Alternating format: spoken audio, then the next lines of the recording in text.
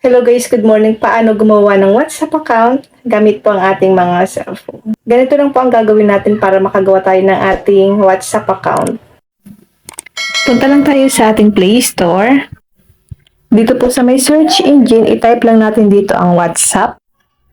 Gagawa kasi tayo guys ng WhatsApp account kasi marami po talagang nag-request nito.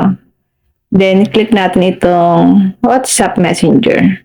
I-check muna natin guys ang kanyang application. Meron po siyang 5 million downloads. So, ang ibig sabihin nito guys, marami pong gumagamit nito at meron din siyang 4.4 ratings.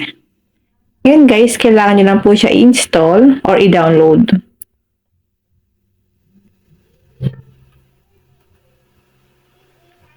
Wait lang natin siya guys na ma-install.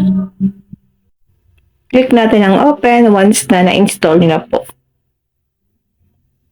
Dito, piliin lang po natin dito ang English. Depende po sa inyo kung ano pa ang language nyo.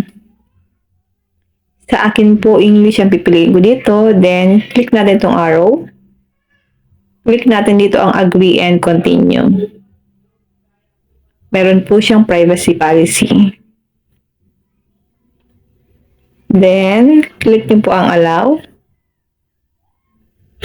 Dito guys, ilalagay na po natin dito ang ating phone number para mag-send po sila ng code or verification code sa ating ginagawang WhatsApp account. Kapag Philippines, +63 talaga yan guys. So, ang ilalagay nyo po dito ay yung kasunod ng 0. Halimbawa, 9, ganyan.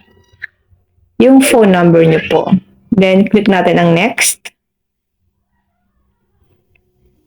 Is this the correct number? Click natin ang yes.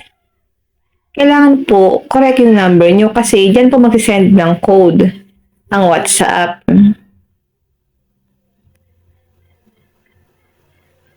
Ayan guys.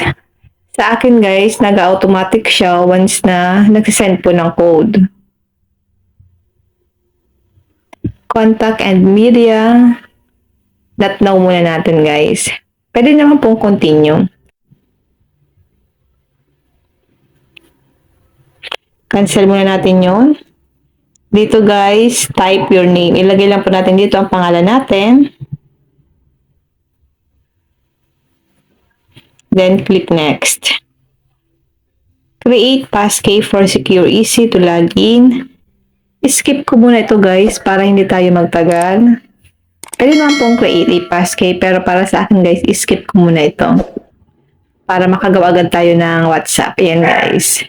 Meron na po tayong WhatsApp account.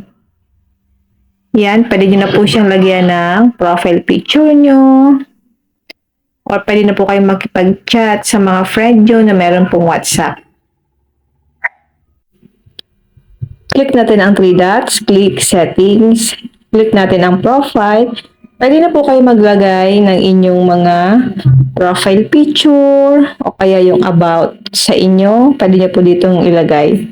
Yun lang guys, sana po may natutunan kayo sa aking video and thank you for watching. God bless you all.